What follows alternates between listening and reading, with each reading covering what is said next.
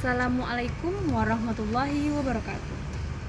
Perkenalkan, nama saya Sinti Ramadhani. Pada kali ini kita akan membahas tentang konsep dasar geografi.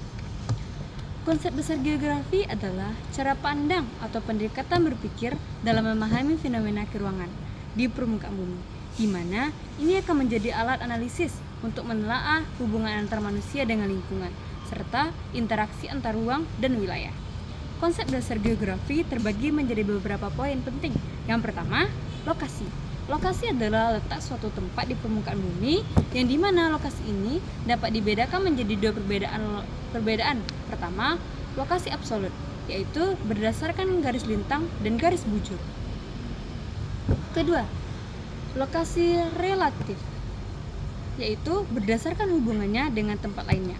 Kedua, jarak. Jarak adalah ruang atau selang antara dua lokasi yang dimana berupa jarak absolut, yaitu jarak yang diukur dalam satuan panjang seperti meter atau kilometer. Yang kedua, jarak relatif, yaitu jarak yang diukur dengan tidak menggunakan satuan panjang, contohnya waktu tempuh, biaya transportasi. Ketiga, keterjangkauan, berkaitan dengan adanya tindakannya aksesibilitas baik jalan maupun sarana yang menjangkau suatu daerah. Misalnya, daerah pedalaman akan sulit berkembang apabila sulit dijangkau, karena tidak akan berkembang suatu daerah jika tidak ada sarana yang dapat menjangkaunya. Keempat, interaksi, hubungan timbal balik antar wilayah berupa pertukaran barang, jasa, informasi, serta maupun budaya. Interaksi ini sering dilakukan di setiap wilayah, baik wilayah luar maupun wilayah-wilayah yang terpencil. Kelima, morfologi, bentuk permukaan bumi hasil dari proses endogen, proses yang terjadi dalam bumi, dan proses eksogen, proses yang terjadi di luar bumi.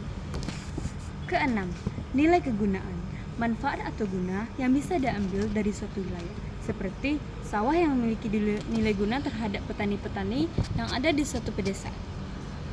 Ketujuh, pola, susunan atau bentuk sebaran sesuatu yang ada di permukaan bumi, seperti rumah-rumah di pedesaan di pesisir selatan biasanya berderetan di sepanjang jalan.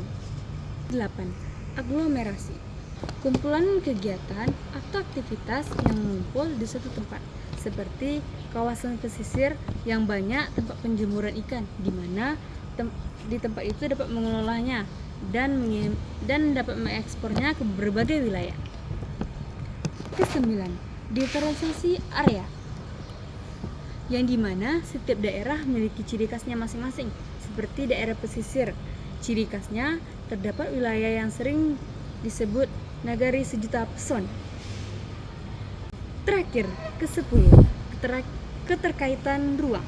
Semua tempat di permukaan bumi saling nyambung dan berpengaruh. Banjir yang terjadi di hulu bukit akan dapat berlimpah ke daerah-daerah bagian bawah bukit. Sekian pembahasan saya tentang konsep dasar geografi. Dadah.